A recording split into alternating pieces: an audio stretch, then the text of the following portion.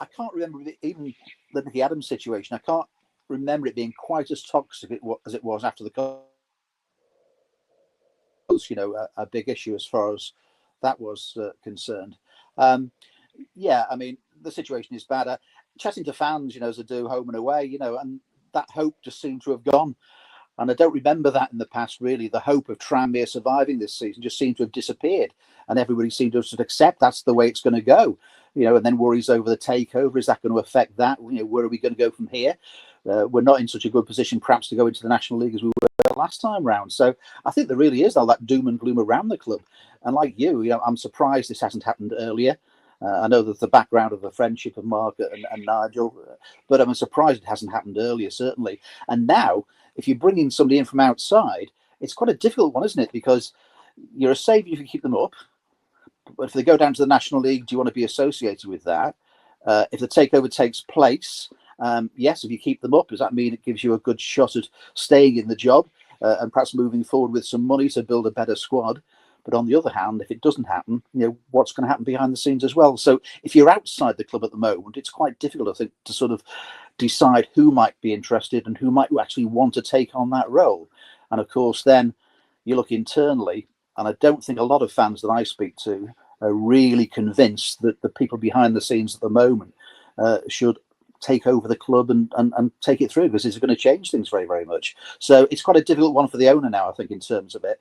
What I would say, and I think it's really important, is the fans really need to be behind the side now, starting with Port Vale at the weekend. Hopefully, this has drawn that line. The fans will get down and just do their best, because the squad's going to be the same unless there's some unattached player that we don't know about that's suddenly going to appear.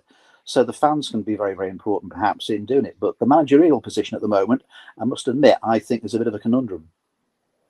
I think with the doom and gloom as well, we go back to 14-15, was that I think as a fan myself, and probably a lot of fans at the time, we were a bit naive and we almost thought we won't go down. I think the feeling throughout that whole season was we're not going to go down. We're a big club. We've never been down there. That's not going to happen to us. And I think the difference this time is we know it can happen to us because it's happened to us before. And I think that's where a lot of the doom and gloom is coming, is that I just think last time we were a bit blind to it and we didn't think it had happened to us.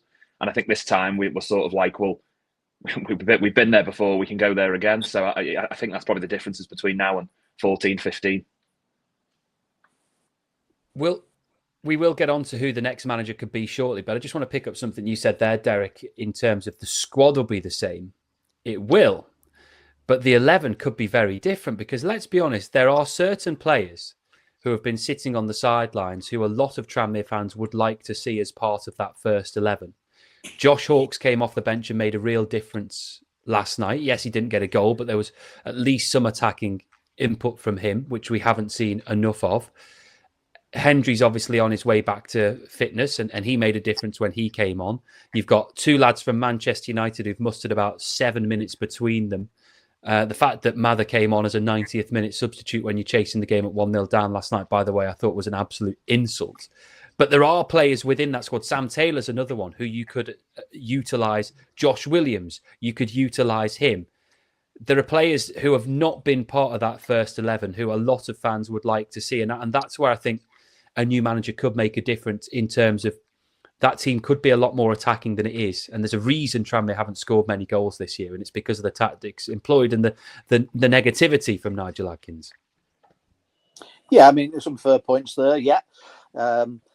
And that's what I say. It's that difficult balance, isn't it, between who's there at the moment and who might come in temporary charge, because they've been part of the coaching, they've been part of the setup, they've been part of the way it's been working in terms of that. And as you say, fresh eyes coming in who might do things just a little bit differently. Yes, there's quality within that squad. And I think, Lou was mentioning there about, Notts County particularly played ever so well in the first half, but couldn't put the ball in the back of the net. Has that changed very much? Well, like you, I'd say Christian Dennis is probably somebody who can play inside the penalty area and score goals. Josh Hawkes, obviously, we've seen he can be a good finisher in the past as well. His confidence is obviously very, very low at the moment, with very, very few minutes and not getting opportunities in terms of that. Josh Williams, he's new to it. He's been out on loan at Southport, had a bit of game time again, but he's going to be new to the Football League in terms of that.